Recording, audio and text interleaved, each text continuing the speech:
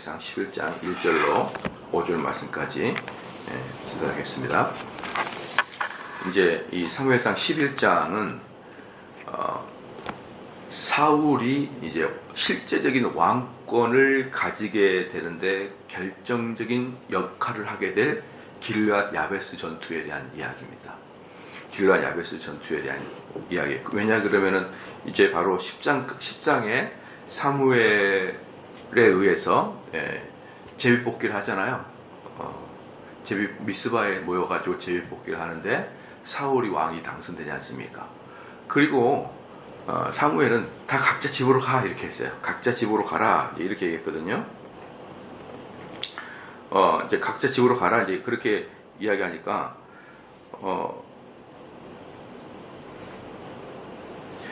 사실은 사울 자체가 힘이 없죠.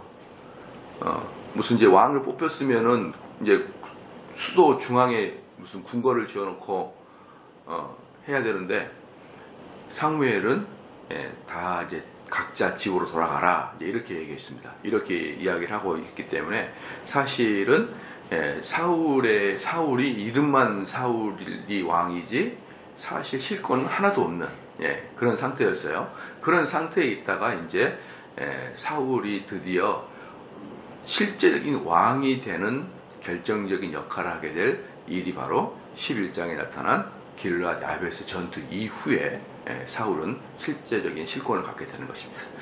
그래서 이제 이 세 가지로 나누는데 이제 오늘 읽었던 1절부터 5절까지가 암몬 왕 나하스가 이스라엘을 침범한 길르앗 야베스죠.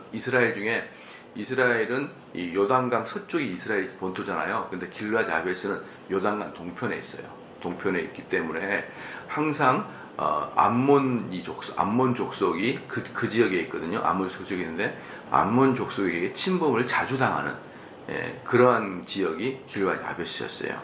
그게 이제 길르앗 야베스를 암몬 왕 나하스가 침공을 하려고 하는 그런 일이 발생하게 1절부터 5절까지예요. 그러니까 이게 전투의 이유, 전투의 원인이겠죠. 1절부터 5절까지가. 그 다음에 이제 6절부터 11절까지가 전투의 경과입니다. 경과. 사울은 군인들 33만 명을 끄집어 모아요. 끄집어 모아가지고 이스라엘 연합군을 조직한 다음에 아주 기습적으로 암몬을 아주 제거해버리죠. 암몬을 아주 괴멸시켜버립니다. 그러므로 이제 사울의 이 존재감이 확 드러나게 되는 것입니다. 이제 그 다음에 마지막으로는 12절에서 15절까지가 이제 전투의 결과로서 당연히 이제 사울은 어때요? 아주 사람들에게 신임을 얻으면서 길갈에서 왕위로 옹립이 되는 그러한 이제 사건이 11장의 내용입니다. 그러면 이제 1절부터 5절까지는 오늘 우리가 볼 건데 사실은 아까도 말했지만 이스라엘 초대 왕은 초대 왕이지만 아무것도 사실은 사울이 하는 것도 없고 그냥 이름만 왕이고 그리고 사울 자체가 지난주도 보셨지만 그 아주 내성적이면서 수줍음을 잘 타잖아요. 그러니까 이미 사무엘에 의해서 안수를 받았거든요. 그 전에. 그런데 사무엘이 사울을 안수를 했지만 사무엘 입장에서는 무슨 생각을 할까요? 그냥 안수만 하게 되면 백성들이 뭐야 너희들 둘이 꿍딱꿍딱 해가지고 왕 주고 말고 그래.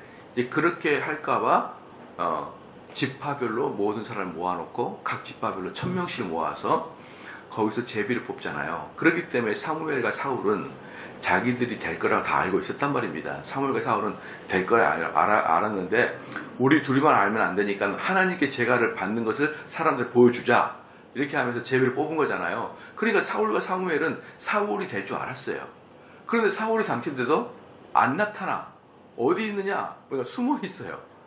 그래서 숨어 있는 그 사울을 끄집어 낼 정도로 사울은 아주 내성적이면서 수줍음을 잘 타는 그러한 사람이었기 때문에 이런 식으로 왕이 됐지만 야 너희들 집으로 돌아가 이렇게 되면은 사울은 자기가 왕권을 가지고 사람들을 모을 만한 그런 적극성을 갖고 있지는 않는 거죠. 그렇기 때문에 사실은 사울은 그냥 옛날 상태로 다시 돌아간 거예요. 예, 그 상태로 있는데 이제 하나님께서 때가 되니까 그 기회를 자연스럽게 주는 거죠. 암몬 왕 아하스가 그냥 쳐들어오는 거예요. 쳐들어와서 이제 전쟁을 유발합니다. 그래서 이제 여기서 이제 암몬 사람을 우리 자주 얘기하는데, 우리는 막 자주 이렇게 암몬 사람, 모압 사람 이런 사람들을 자주 이렇게 헷갈려 하는데, 암몬 사람이 누구냐 그러면 그 아브라함의 조카 롯, 예? 롯의 딸과 롯과 롯의 딸이 부정하게 이렇게 난 자식이 암몬이에요. 암몬. 여러분 기억하시죠? 그러니까 이 아브라함의 조카 롯과 롯의 딸의 부정한 관계로 태어난 아들이 암몬 자손의 이제 조상인데, 그렇기 때문에 이 암몬 자손하고 이스라엘 백성들은 사촌지간이란 말입니다. 아브라함과 롯의 관계니까. 그래서 아브라함과 롯이 사촌이잖아요. 그러니까 사촌 관계에 형성을 하고 있는 게 암몬 족속인데, 이 암몬 족속이 어디에 살았냐 그러면 여기 길앗 야베스 지역에 있는, 즉 요단 동편의 지역에, 그 이스라엘로 보면은 동편이지만 이스라엘 중부, 북부와 중부를 딱 이렇게 차지하고 있는 게 암몬 족속이에요. 그리고 암몬 족속 바로 밑에가 모압 족속이고. 그러니까 이 암몬 족속은, 이 암몬과 모압은 자기들이 힘이 강해지면 맨날 이스라엘을 쳐요. 아마도 느낌에 이 이스라엘 사람들이 언젠가 자기들을 칠 거라는 두려움이 있었던 것 같아요. 왜냐하면 이스라엘이 더 컸거든요, 크기가. 그러니까 이스라엘이 좀 힘이 약해진다 싶으면은 쳐들어오고 했던 게 암몬이고, 그리고 하나님은 실질적으로 이 암몬 족속을 너희들의 친척이라고 말했기 때문에, 친척이라고 말하면서 가나안 정벌 할 때에도 암몬 족속은 손 못 대게 했습니다, 하나님께서. 그리고 암몬 지역을 하나님은 12지파한테 주지를 않았어요. 거기는 너희들이 차지하지 마. 거기는 너희 사촌이야. 이렇게 하나님이 지정해 줬거든요. 그런데 이 암몬 사람들은 틈만 나면은 이스라엘을 공격하고 괴롭히고 그러는 거예요. 그러는 것입니다. 그러니까 지금 여기서도 지금 사실은 이제 암몬 족속이 사사시대 이후에 계속적으로 이제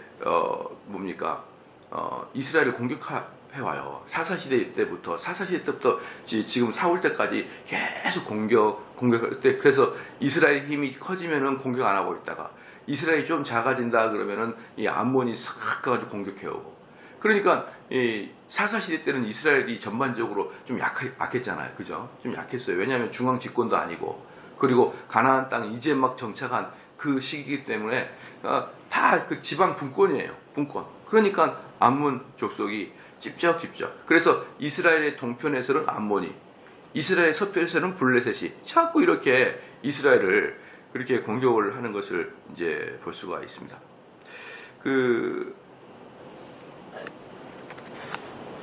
그러다가 결국은 이 암몬 족속은 이제 이 사울에게 완판을 한번 당합니다. 완판을 한번 당하다가, 그러다가 이제 사울 때 이제 아주 손이 싹싹 빌도록 거의 괴멸을 당할 정도. 그러니까 이스라엘 군사 33만 명이 모여가지고 그 암몬 족속을 기습해버리거든요. 기습해가지고 거의 괴멸을 시키고 맙니다. 그런데 얘네들이 또 힘을 비추겠다가 다윗 때 이렇게 또 성장을 하게 되는 것이죠. 그래서 이제 다윗 솔로몬 때를 지나면서 암몬 족속은 거의 이제 이스라엘에게 통제를 받게 됩니다. 제가 이제 주일날 오후 예배 때 설교를 하는데, 이렇게 이스라엘과 암몬이 어떻습니까? 싸우게 되는 이유가 뭐냐면, 그나마 이렇게 싸울 수 있는 여유가 뭐냐 그러면, 그 당시 아수르가 가장 연약한 때다. 그러니까 성경을 볼 때 큰 그림으로 보면, 그러니까 이스라엘이라는 작은 나라에서 다윗이 참 잘했구나, 사울이 옹맹했구나, 그렇게 보면 안 돼요. 그렇게 보면은 안 되고, 큰 그림 보면은 하나님께서 이스라엘을 사랑하시사 아수르를 줄여놨어요. 아수르를 줄이니까, 아수르가 내려오지 않으니까 이 이스라엘이라는 나라, 암몬 나라 얘네들이 쪼잘쪼잘 싸우는 거예요. 그 국지전이죠. 아수르 같은 경우는 제가 대충 이렇게 지도를 보고 이렇게 보면은 지금 미국보다 약간 작습니다. 아수르라는 나라가. 아수르 나라가 지금 미국보다 좀 작는데 그들이 제국이 제가 설명드렸지만 북으로는 러시아부터 동으로는 인도까지 이렇게 탁 포함하고 있는 아수르 제국이 경상남북도가 좀 더 큰 이스라엘 같은 그 코딱지나 나라 어때요? 그냥 쥐 박으면 어떻습니까? 그건 깽깽이죠. 그런데 그 아수르라는 엄청난 제국을 하나님이 힘을 빼놨기 때문에 이스라엘에는 최전성시대가 있었던 것이지, 사울이, 여러분 무슨 사울이 33명 모아봐야 아수르 제국일 때는 안 됩니다. 그리고요, 여러분 이런 게 있어요. 독일이 1차 전쟁 때 독일이 전쟁을 발발시킵니다. 독일이 전쟁을 발발시켰다가 독일이 져요. 그 프랑스랑 이런 연합군들한테 독일이 져버립니다. 그래가지고 엄청나게 독일이 거의 죽습니다. 돈도 어마어마하게 뺏기고요. 그 다음에 이제 세금을 내야 돼요. 독일이 전쟁을 일으켰기 때문에 승전국한테 독일이 전쟁비를 내야 되고, 그 다음에 그 도심은 다 파괴돼 버렸고. 그런데 걔네들이 또 좀 있다가 2차 대전을 또 일으켜요. 2차 대전을 일으킬 때 히틀러가 이제 나타나는데, 왜 2차 대전을 일으켰냐 그러면 1차 대전에 대한 전쟁 피해 보상금을 너무 많이 내니까, 온 세계에다가 독일이 돈을 다 뜯기니까 히틀러가 뭐라고 했냐면 두 가지를 외쳤어요. 나는 더 이상 전쟁에 대한 그 돈을 안 내겠다, 다른 나라한테. 그리고 우리나라에 있던 저 미운 유대인들을 내가 다 쫓아보내겠다. 이 두 가지를 한 거예요. 그럼 만약에 우리가 일제시대 때부터 지금까지 우리가 계속 일본한테 우리의 1년 예산의 20%씩을 계속 세금으로 낸다고 생각해요. 근데 내가 나타나가지고 이제 일본한테 안 내겠다 이러면 우리나라 사람이 다 나를 찍어줄 거 아니에요. 그래서 히틀러가 된 거예요. 근데 그 해석을 뭐라고 했냐면, 거반 죽었던 독일이 몇십 년 만에 다시 또 세계대전을 일으킬 만큼이나 엄청난 민족도 컸어요. 그 해석을 뭐라 하냐면, 한번 전 세계를 호령하는 그러한 피는 또다시 호령할 수 있는 능력을 가진다는 거예요. 그러니까 기본적으로 골격이 헤비급이야. 기본적으로 골격이 헤비급인데, 이 헤비급이라는 이 녀석이 암이 걸린 거예요. 암. 그래가지고 암 쭉 빠져가지고 비실비실 하다가 암이 치료를 딱 됩니다. 다시 헤비급이 되는 거죠. 그러니까 비실비실 할 때 우리가 가지고 키만 컸지만 쥐 박으면 어때요? 나중에 걔가 딱 암이 낫고 나면 또 이렇게 커지니까 또 동네 깡패가 되는 거예요. 똑같아요. 그러니까 한번 세계를 호령한 그런 민족들은 기골 자체가 세계를 호령하는 그런 기골이 있는 거예요. 그래서 걔네들은 못 건드립니다. 어떤 나라가 그렇죠? 로마도 그랬죠. 영국도 그러죠. 영국도 세계를 지배했죠. 러시아도 그렇죠. 몽고, 여진족, 중국, 일본, 이런 애들은 백이민족, 우리 같은 애들은 세상을 호령하는커녕 세상을 호령하는 경우가 우리는 주님 이후 오실 때까지 없을 것 같아요. 우리는 그냥 이런 민족들은요, 세상을 향해서 한번 대전에서 터키, 헝가리가 옛날에 훈족입니다. 훈족. 그런 애들 잘못 건드리면요 죽어요. 죽습니다. 우리는 뭔만 하면 돼. 농사라 짓고 살았죠. 우리는 언제 세상을 호령한 적이 있습니까? 맨날 호령을 당했지. 그렇기 때문에 이 세계를 지배하는 사람들의 그 DNA는요 따로 DNA가 있어요. 그렇기 때문에 고대 제국을 이뤘던 애굽이나, 그렇죠, 아수르나 바벨론이나 이런 나라들은 그 당시 제국들입니다. 제국들. 그러니까 기골 자체, 또 웅대함 자체가 이스라엘하고 비교도 안 되는 거예요. 이건 비교도 안 되는 겁니다. 우리나라는 미국 관계예요. 그런데 하나님께서 그 아수르를 이렇게 힘을 빼놨기 때문에 이스라엘 사람들이 그나마 그 지역에서 막 소리를 지르고 으악 하고 일어났던 것이지, 하나님이 처음부터 아수르를 그냥 손을 놔버렸으면 이런 일도 없는 거예요. 그냥 아수르한테 한 방에 쥐 박히고 마는 것이죠. 그렇죠. 우리나라랑 대만이랑 만약에 티격태격 싸우는데 미국이 항공모함 가져오면 끝장나는 거죠. 비교도 안 되는 거죠.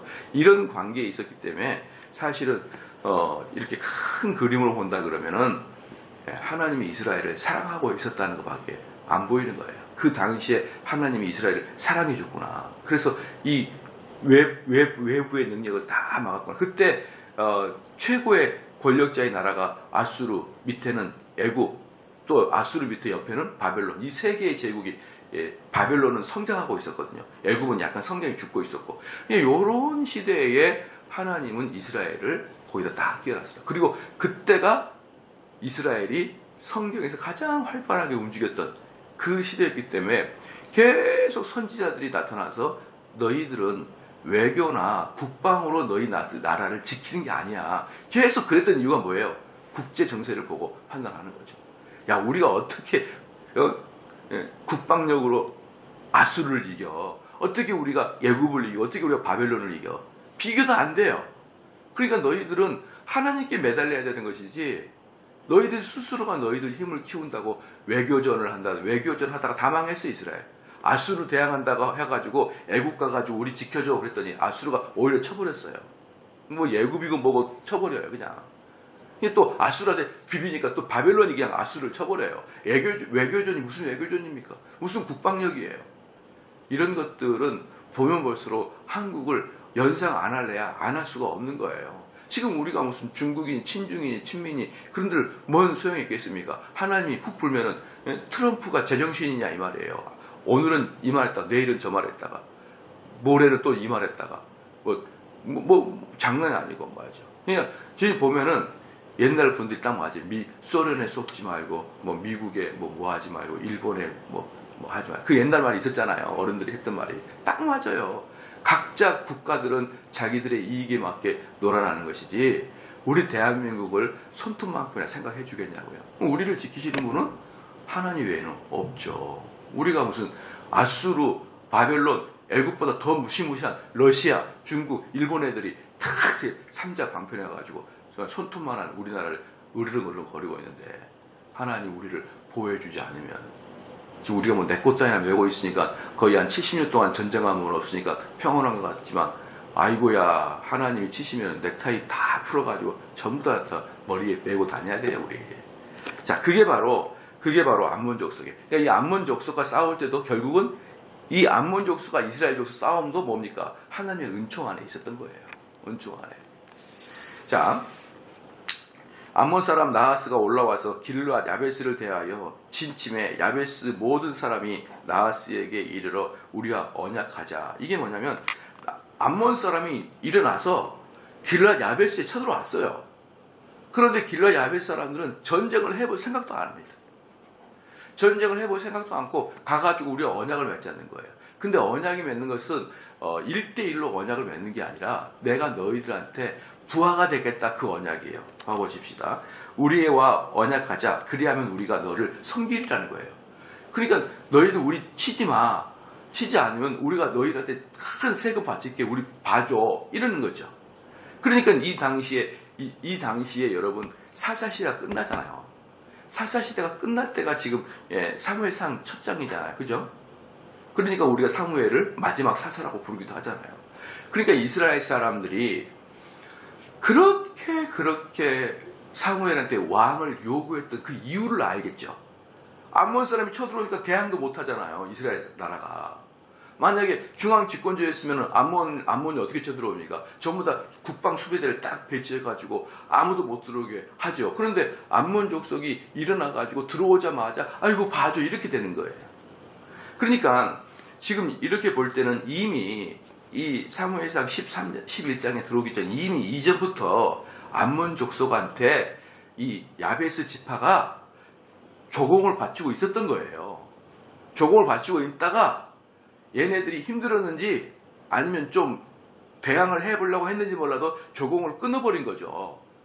그러니까 이 뭡니까? 암몬 족속이 화가 나니까 딱 오니까 아이고 미안해요. 이렇게 한 거예요. 그러니까 이미 이스라엘은요. 오랫동안 고난을 당하고 있었던 것입니다. 그리고 오랫동안 고난을 당해서도 누구 하나 야베스를 도울 생각도 못합니다. 이스라엘 백성들은. 그것도 다 각자 자기 지파별로 분권별로 나눠져 있기 때문에 말입니다. 그래서 2절 말씀에 암몬 사람이 나하스가 그들에게 이르되 내가 너희 오른 눈을 다 빼야 너희와 언약하리라. 이게 바로 그 이유예요. 암몬 사람들이 딱 일어나가지고 야베스에 딱 들어오니까 야베스 사람이 뭐라 했습니까? 아이고 봐주라, 우리가 돈 줄게, 세금 낼게, 조공바 칠게. 그러니까 암몬 사람이 뭐냐면 됐고 너희들 눈을 다 빼야겠다 이 말이에요. 이건 뭡니까? 너희들을 우리를 배신했다 이 뜻이에요. 그래서 그 뭡니까? 고대 지역에서는 배신한 자는 눈을 뽑거든요.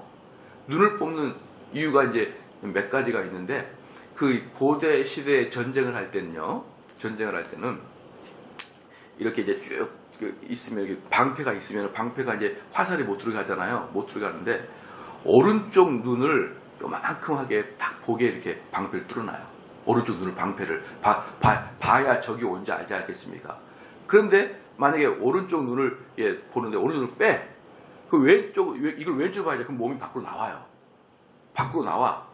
그러니까 눈을 하나 빼버리면, 오른쪽 눈을 빼버리면은 전쟁의 의욕을 상실하게 되는 거예요. 그 고통도 고통이지만 또 방패의 모양에 따라서 전쟁을 하기가 어려운 그런 상태예요. 그럼 방패 바꾸면 되지 라고 하지만 웬걸요? 방패를 바꾸고 어려운 게 그 당시에 별로 없었던 그 철기를 싹 앞에다가 해놓거든요. 방패 나무 위에다가 표면에. 그렇기 때문에 방패를 함부로 바꾸지도 못해요. 그때 기술로는. 그렇기 때문에 오른쪽 눈을 뺀다는 것은 아주 치욕스럽고, 첫 번째 치욕스럽고, 두 번째는 전투 의욕까지 꺾어버리는 거예요. 그러니까 암몬 왕 아하스가 오자마자 아이고 살려주세요, 우리가 조공 바치겠습니다. 조공은 됐고 내가 너희 눈 뺄 거야. 이렇게 하는 것은 이 야베스 애들이 암몬 족속들이 봤을 때 배신한 거예요. 이것들이 조공을 바치라는 거. 뭐 배불렀네? 이래가지고 암몬 사람 나하스가 그들에게 이르되 내가 너희 오른 눈을 다 빼어야 너희와 언약하리라. 내가 온 이스라엘을 이같이 모욕하리라. 모욕하리라. 왜 모욕합니까? 너희들이 나한테 대항하는 것이기 때문에 내가 너희를 모욕할 거야. 이렇게 얘기할 것이죠. 그러니까 3절에 야베스 장로들이 이르되 우리에게 이래 유예를 주어 우리로 이스라엘 온 지경에 사자를 보내게 하라. 우리를 구원할 자가 없으면 내게 나아가리라 하니라. 여기서 야베스 장로들이, 그러니까 이스라엘은 그 뭡니까? 야곱이 애굽을 들어갈 때, 야곱이 애굽으로 처음에 들어갈 때 몇 명이 들어갔냐면 70명이 들어갔어요. 그렇죠? 그래서 이스라엘은 이 70명의 전통을 이어받아서 항상 장로를 70인을 두고 있습니다. 전 지파에서 70인을 장로를 두고 있어요. 그래서 이 장로라는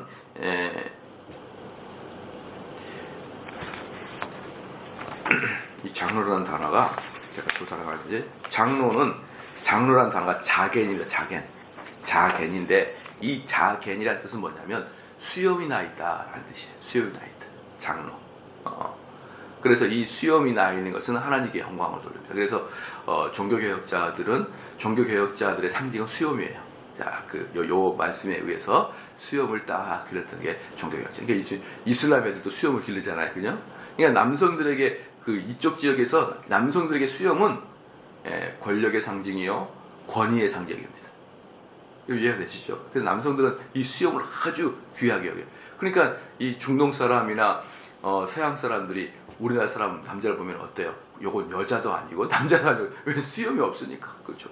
그리고 우리는 수염을 기르고 싶어도요, 수염을 기르면 외국 사람처럼 멋있는 게 아니라 노숙자 같아요. 수염을 기르면 희한하죠. 한국 사람들은 안 어울려요. 외국인들은 수염만 기르면 다 남성다운데 우리는 밤에 길에서 자다가 일어난 사람 같다니까요.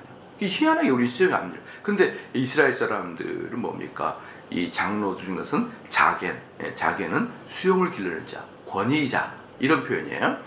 이 야베스 장로들이 이르되, 그래서 이스라엘 사람들은 중앙 집권적인 체제가 아니었기 때문에 다윗 때 이를 때까지 지파별로 독립성이 강하잖아요. 그러니까 이스라엘은 중앙 집권이 되기 전까지는 지파별 장로 체제로 움직였었어요. 그런데 다윗이 이제 중앙 집권을 강화하면서 다윗 솔로몬이 지나면 어때요? 중앙 집권 체제이기 때문에 장로 힘이 빠져. 그리고 그 다음에도 11기 쭉 보면 왕이 나오니까 전부 다 중앙이니까 빠져요. 근데 얘네들이 언제 드디어 비로소 다시 힘을 얻냐 그러면은 포로로 끌려갔을 때 왕이 사라지고 행정왕이 사라지니까 포로로 끌려가니까 그 지역에서 또 지파들이 장로 중심으로 회당을 만들면서 장로의 힘이 또 커져요. 그 장로의 힘이 예수님이 올 때까지 쭉 이제 커져요. 그 이스라엘이 사라지면서. 어쨌든 야베스 장로들이 자령일 때 우리에게 7날을 좀 달라. 그래놓고 우리로 이스라엘 온 지경에 사자를 보내게 하라. 우리를 구원할 자가 없으면 네게 나아가리라 하니라. 이 재밌는 게 뭐냐면은 암몬 사람이 이렇게 얘기합니다. 우리 좀 살려다오. 우리한테 일주일만 허락해줘요. 그러면 내가 이스라엘 본토에 들어가가지고 우리를 구원할 자가 없으면 우리는 당신에게 항복할게요. 눈을 뽑고 항복할게요. 이렇게 얘기한 거예요. 그럼 다른 말로 뭡니까? 우리를 구원할 자가 있으면은 싸우겠다 이 뜻이에요.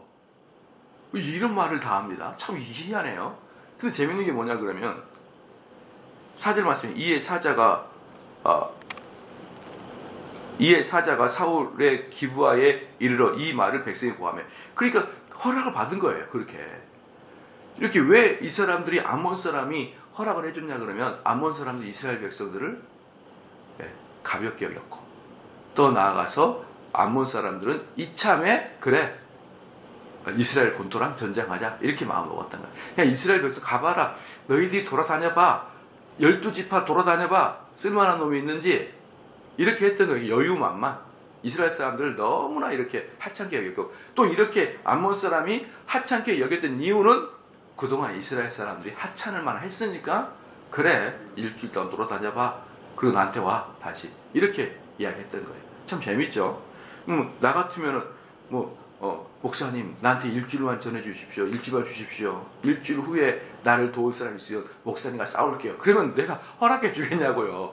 이런 놈이 있었구만인데 얘네들은 암몬은 허락해줘요. 이런 것들이 다 하나님의 놀라운 섭리죠. 그들의 마음을 이렇게 그때그때 바꿔가지고 그러니까 암몬 왕이 순간적 착오를 일으켰던 것이죠. 그럴 때 이에 사자가 사울의 기브아에 이르러 이 말을 백성에게 고하매 모든 백성이 소리를 높여 울더니 그게 뭐냐면 이 암몬 사람들 야베스 사람들이 사자들이 파견돼 가지고 이스라엘의 12지파로 쫙 뿌렸어요. 쫙 뿌렸던 거예요. 사울에게 기브아한테만 온 게 아니고 12지파에 쫙 뿌린 거예요. 우리를 구원할 자가 누구냐 쫙 뿌렸는데 그때 사울만 딱 내가 하겠다 나온 거예요. 내가 하겠다. 그럴 때 기브아의 사자 기브아에 이르러 이 말을 백성에 고하매 모든 백성이 소리를 높이 울더라. 그러니까 이렇게 우는 이유 기브아 사람들이 사실은 여기 사울이 잘 봐보십시오. 사울 고향이 어디라고 했죠? 베냐민. 베냐민이라고 했잖아요. 베냐민은 이스라엘의 서쪽입니까? 동쪽입니까? 통 공부를 해도 모르시는구나. 베냐민을 맨날 공격하는 애들이 누구였어요? 통 공부를 해도 모르시는구나. 블레셋이었잖아요. 블레셋이 맨날 그 베냐민을 공격했지 않습니까? 여러분 기억 안 나나요? 그러니까 블레셋은 어디예요? 이스라엘의 맨 끝에 지중해에 있는 서쪽 끝에 있는 게 블레셋이잖아요. 그러니까 블레셋이 이스라엘을 공격하려고 딱 들어오면 베냐민이에요. 그러니까 베냐민 지파가 맨날 공격을 당하는 것입니다. 여러분 삼손이 어느 지파 사람입니까? 베냐민 지파 사람이에요. 그러니까 베냐민 지파에 있으니까 맨날 블레셋이 침공하니까 쳐들어가가지고 블레셋을 가가지고 흔들어 버린 게 사울이 둘이가 국경에 붙었어요. 베냐민하고 블레셋은. 그러면 지금 여기입니까? 야베스는 어디라 그랬어요? 요단강 동편에 있으니까 횡단해가지고 우리로 말하면 인천과 강릉이에요. 인천과 강릉.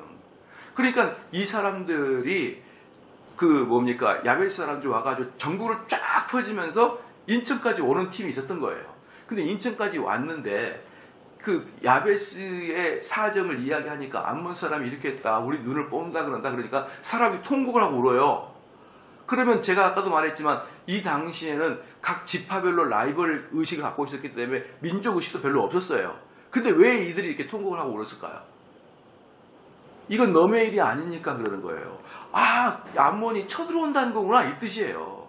그러니까 베냐민 지파에 있는 기브아 사람들이 통곡을 우는 거예요. 그렇기 때문에 제가 방금 말씀을 드렸던 암몬 사람이 그래 가서 말해, 이것은 내가 너희를 다 쳐버릴 거야, 이 뜻이었던 거예요. 그러니까 사람들이 그 이야기를 듣고 엉엉엉 울기 시작한 거예요. 이건 야베스 사람만 치는 게 아니고 전쟁을 일으켜서 이스라엘 전체를 친다는 말이구나 라는 것을 알게 된 거죠. 그렇죠. 그러니까 이 사람이 뭡니까? 이 사람들이 전국을 돌아다니면서 어때요? 야, 암몬 사람이 우리를 친단다, 우리를 구원할 사람이 누가 있냐, 암몬 사람이 이스라엘 친단다, 구원할 사람이 어디냐, 다 돌아다녔을 때 예를 들어서 기브아 사람만 보였지만 다른 모든 지역의 사람들도 통곡을 하고 그랬을 거예요. 뭐라고? 암몬 얘들이 쳐들어온다고? 이를 어쩌면 좋냐? 우리는 군대도 없고 무기도 없는데 엉엉 울었어요. 그럴 때 봐보십시오. 모든 백성이 소리 높이 울더니 5절만 마침 사울이 밭에서 소를 몰고 오다가 가로되 백성이 무슨 일로 우느냐? 그들이 아벨사라의 말로 고하니라. 사울이 왕이잖아, 왕인데 얼마나 그 센차는 왕이냐면 소 먹이고 와요. 밭에서 소 데리고 일하다가 느지막하게 퇴근하고 들어오는 거예요. 왕 체면이 이게 뭡니까? 그래서 제가 처음에도 말했지만 왕 같지도 않아요. 사울이 뭔 일입니까? 왜 사울이 웁니까? 2차 저차 내가 하겠습니다.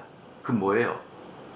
하나님께서 어떻게 사울을 왕권을 세우냐면 모든 이스라엘 사람들이 통곡하게 하고 누가 우리를 구원해 줄까? 누가 우리를 구원해 줄까? 이때 딱 사울이 나타나게끔 하나님이 만들어 버리시는 거예요. 하나님의 사역을 이렇게 하는 거예요. 만약에 사울이 아무런 평안한데 내가 왕이니까 군대를 모여라. 누가 군대를 모입니까? 그때 당시 다 지방분권인데. 누가 군대를 모아요? 여러분, 독일 황제가 왜 힘이 없습니까? 그때 독일에는 70개의 각 지역별로 있었어요. 작센 지역, 무슨 함부르크 지역이 다 달랐어요. 근데 황제가 군대 모아? 안 보내? 그러니까 독일의 황제는 힘이 없는 거예요. 영주들 힘이 있지. 그렇처럼 여기 때도 각 지역에 있는 지파장들이 힘이 있지. 무슨 왕권이 어디 있습니까? 그런데 이 당시에 모든 사람이 벌벌 떨면서 이거 우리 죽겠구나 그럴 때 사울이 내가 칠게, 지파별로 군대 보내. 33만 명이 모여요. 그냥 한 번에 왕권이 형성돼 버린 것입니다. 하나님 사역은 이런 거예요. 우리 인간의 노력하고는 생각하지도 못한 부분에서 하나님께서는 해버리기 때문에 하나님의 그 큰 그림은 우리가 판단해낼 수가 없다는 것입니다.